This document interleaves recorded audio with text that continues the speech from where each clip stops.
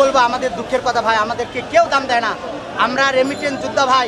বাংলাদেশের অর্থনীতিতে 840 কোটি টাকার মধ্যে 400 কয়েক কোটি টাকা আমাদের রেমিটেন্স যোদ্ধারা এই গত মাসে পাঠাইছে ভাই। আমরা দুঃখের সাথে আজকে সরকারের কাছে আবেদন করছি, মাননীয় প্রধানমন্ত্রীর কাছে, আপনি আমাদের ভিডিওগুলো দেখেন, আমাদের কি অবস্থা, আমাদের দেখেন আজকে কেউ নেই। দেখেন ভাইগুলো মুমূর্ষ, মৃত্যুর সাথে পাঞ্জা লড়ছে, এই ভাই অসুস্থ, এই ভাই অসুস্থ, আমরা সবাই অসুস্থ। একের পর এক জায়গায় বলতেছে আপনাদের টিকিট দেওয়া হবে, আপনাদের ব্যবস্থা করা হচ্ছে, যোগাযোগ করা হচ্ছে, কিন্তু আমাদেরকে 30 তারিখে বলছে যে আপনাদের টিকিট দেওয়া হবে। 30 তারিখে দেওয়া হয় নাই। আমরা আসছি, এখানে এসে ফিরে যাই, কোনো নোটিশ বা কোনো বিজ্ঞপ্তি ছাড়াই তারা আমাদের সঙ্গে কোনো কিছু ব্যবহার ভালো করে না। তারপরে আমাদেরকে বলছে 4 তারিখে দেওয়া হবে। 4 তারিখে আমরা আসছি, আমরা রাত 12টার সময় এখানে এসে অবস্থান করতেছি ভাই, লেকের পাশে। তারপরে সারা রাত জাগায়া আমরা 11 দিন ধরে হোটেলে আসি ভাই। কি বলবো আমাদের দুঃখের কথা ভাই। তারপরে আজকে আসে আমরা ওই পাশে দাঁড়াইছিলাম প্রথমে, ওখানে টিকিট দিত প্রতিদিন। আজকে এখানে মানে পুলিশ বাহিনী বলতেছে এখানে দেয়, কিন্তু ভেতরে কখনো টিকিট দেয় না। টোকেন পাওয়ার পর এখানে টিকিট দেওয়া হয়, কিন্তু আমাদেরকে এখন পর্যন্ত খালি বলতেছে আপনার টিকিট দেওয়া হবে, দেরি করেন। এখন পর্যন্ত কোনো সুরাহা দেয় নাই।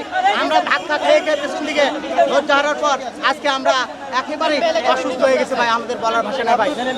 কে নেবে এই দায়িত্ব বলেন?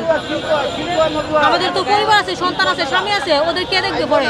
আমাদের যদি কোনো কিছু হয়, আমরা 8 মাস 9 মাস ধরে ওদের পিছু ঘুরতেছি। এ পর্যন্ত আমরা দেশে বেকার বসে, সরকারের কোনোদিন খোঁজ নিচ্ছে না, খবর নিচ্ছে? সরকারের কি দায়িত্ব না? আমরা কি সরকার দেশের নাগরিক না? বাংলাদেশের নাগরিক না আমরা? তাহলে সরকার কি এটা দায়িত্ব না? মাননীয় প্রধানমন্ত্রী কি কোনোদিন কোনো খোঁজ নিছে না, খবর নিছে যে প্রবাসীরা কিভাবে আছে, প্রবাসীদের কি অবস্থা, দেশে কিভাবে আছে, ওরা কিভাবে বাঁচবে?